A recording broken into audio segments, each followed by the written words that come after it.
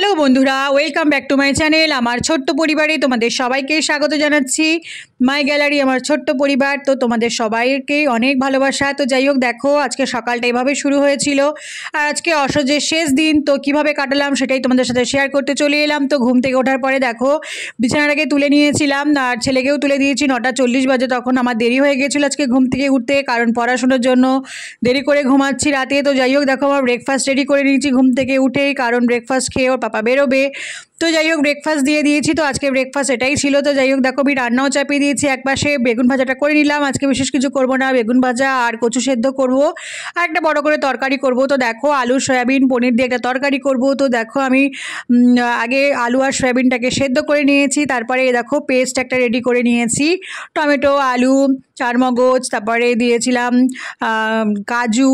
তো এটা দিয়ে গোটা জিরে এটা দিয়ে একটা পেস্ট তৈরি করে নিয়ে দেখো গোটা গরম মশলা ফোড়ন দিয়ে পনিরটাকে ভাজা ভাজা করে নিয়েছিলাম তার আগে, আর সমস্ত ইয়েগুলোকে দিয়ে আলু আর সয়াবিন দিয়ে দেখো ভাজা ভাজা করে একটু নামানোর আগে ঘি আর গরম মশলা দিয়ে নামিয়ে দিয়েছিলাম। তো যাই হোক, আমার রান্না রেডি হয়ে গেছে। তো কী কী রান্না করেছি চলো দেখিয়ে দিই। তো রান্না করেছিলাম আজকে সাদা ভাত, কচু সেদ্ধ, কচুটাকে মাখিয়ে রেখেছি কারণ ওর পাপা আসবে খেতে। তো যাই হোক দেখো, তারপরে করেছিলাম দেখো বেগুন ভাজা আর পনির আলু ক্যাপসিকামের তরকারি, সয়াবিন দিয়েও ছিলাম একটুখানি।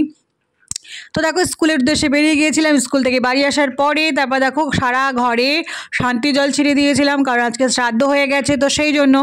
তো দেখো এদিকে বৃষ্টি পড়ছে অঝড় ধারায়, কারণ আজকে ভিজতে ভিজতে বাড়িতে এসেছি। এদিকে দেখো লাঞ্চ থালিটা তোমাদের সামনে প্রতিদিনের মতো সাজিয়ে দিয়েছি, কেমন হচ্ছে অবশ্যই কমেন্ট করে জানিও।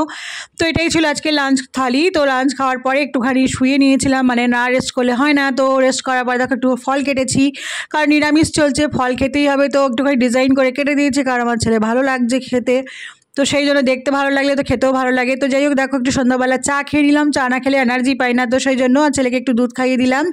এখন আমরা একটু বাজারে যাব, আর কী কী বাজার করে নিয়ে আসলাম তোমাদেরকে অবশ্যই শেয়ার করব। তো দেখো কী কী বাজার করে নিয়ে এসেছি, আলু নিয়ে এসেছি আর বিভিন্ন সবজি নিয়ে এসেছি। বিভিন্ন সবজি মানে অল্প পরিমাণে সবজি কিনেছি, কারণ বৃষ্টি ভেজা সবজি সেই জন্য। তো দেখো ঝিঙে, ঢ্যাঁড়স আর কিনেছিলাম দেখো বেগুন আর উচ্ছে আর ধনেপাতা, একটু মাছও নিয়ে এসেছিলাম। তো কালকে রান্না হবে। তো আজকে মিনি ব্লগটা কেমন লাগলো অবশ্যই কমেন্ট করে জানিও, আর সবার এভাবেই পাশে থেকো, তাহলে কিন্তু এগিয়ে যাওয়া সম্ভব। তো যাই হোক দেখো আজকের মতো টাটা, সবাই খুব ভালো থেকো, সুস্থ থেকো, শুভরাত্রি, দেখা হবে অন্য কোনো ব্লগে।